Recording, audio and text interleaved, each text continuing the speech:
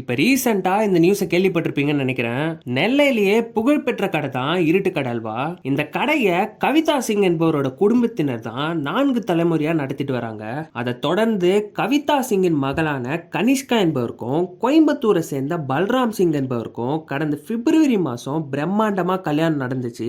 இந்த நிலையில தான் கருத்து வேறுபாட்டின் காரணமா கனிஷ்கா தாய் வீட்டுக்கு சென்ற நிலையில நெல்லை காவல்துறை ஆணையர் அலுவலகத்துல வரதட்சணை புகார் கொடுத்திருக்காங்க.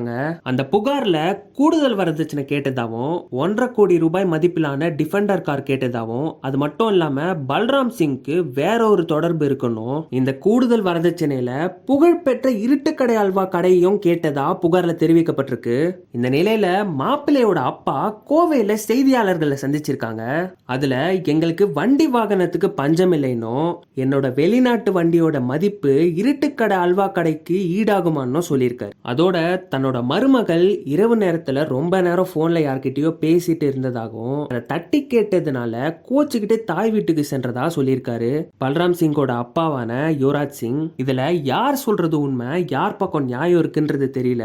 உண்மை என்னன்னு தெரியாம நம்ம எதுவும் சொல்ல முடியாது.